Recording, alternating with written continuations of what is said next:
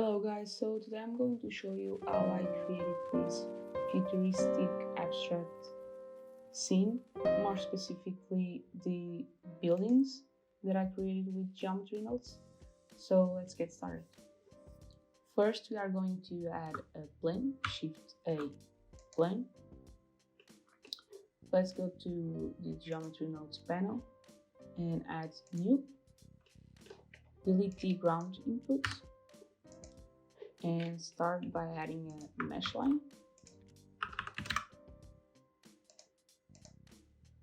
Connect it to the geometry, and now we have this line. Next, add a instance on points, and we are going to need a grid. So we have that building aspect connected to the instance in here, and now we have our grid. I'm going to give it a 42 because I want it to be pretty tall, but I'm going to change to 32 and 32, and the Z, which is the height of our planes, I'm going to set it to something really low, like 0.7. Okay, after that we are going to add distance, delete geometry.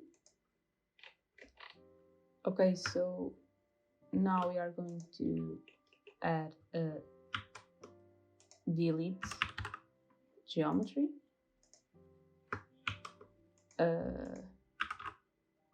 realize instance, and right now we can't see anything. That's because we need to give it some controls to our delete geometry, and for that we are going to add a color ramp connected to selection, a noise texture. I'm going to change it to 4D, and I'm going to only play with the height and the scale. And one last note, a brick texture connected to the vector. Now I'm going to already change this to 0 and the Morphle Smooth to 0 as well. Okay, now for us to see something, we need to crank this slider until you are satisfied with this shape. I'm going to leave it in here. And I'm going to change some settings in here because I know I already play with this and I know what I like. Okay, something like this looks good to me. But right now we only have planes, and the buildings, like I showed you in here, have some thickness, and to do that we just have to add a modifier, which is the solidify modifier, and give it a bit more for it's good. And this is how I did it. In order to not having these sharp edges, I just had a bevel and give something really small, like 0.004, and added some segments. They are still pretty big to me, so I'm gonna go for 1. Okay, this looks good. I'm going to deactivate from the viewport, otherwise, as you saw, it gets really heavy. Okay, and this is pretty much it. Let's click back into the geometry nodes. So right now, for us to give some texture to our building, I'm going to add a new texture. I'm going to make it metallic, and change the color to something a bit darker. Right now we can't see anything. That is because we need to add one last node, which is set material, and choose the material just created, which is this one. Now we can see our material. Let's make it better by going to the shading panel, and let's add some nodes. So we have some bump in here and some color variation. For that, we are going to add a color ramp. Let's duplicate it. Let's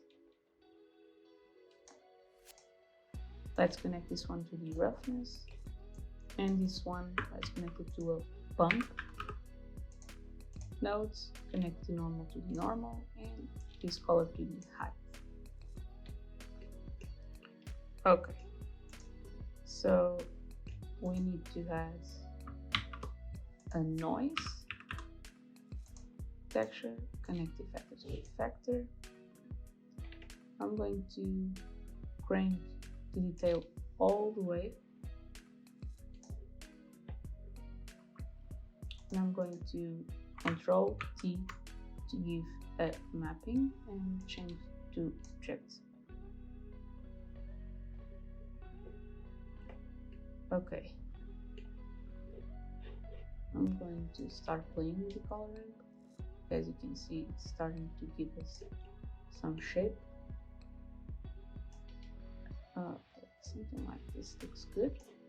It's too reflective to me, so we just have to change this black color to something lighter.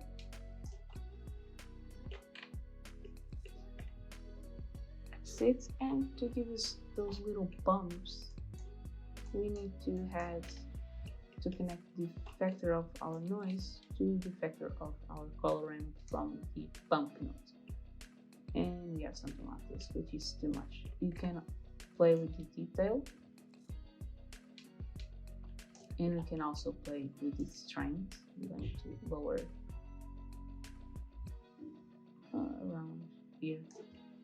Looks okay to me. And I'm going to change the coloring a bit, something like this.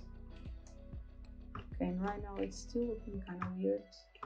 Let's crank our roughness to something around here, and yeah, right now it looks way better. And this is how I created our buildings and their textures.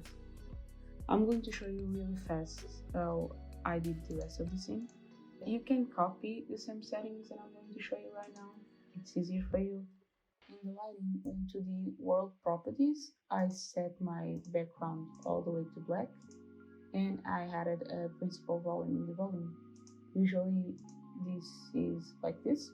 When you open a new scene in Blender, you just add a principal volume and change the density to something way lower, like this. I have 3 different lights. A fill light, which is just a spotlight with these nodes. You can control the intensity with the color ramp, which is pretty cool. Let me disconnect the other ones. As you can see, and you can change, you see, the strength with the color ramp. This is just a fill light, so our lighting doesn't look so boring. I added a hairy light just above all our scene. This one.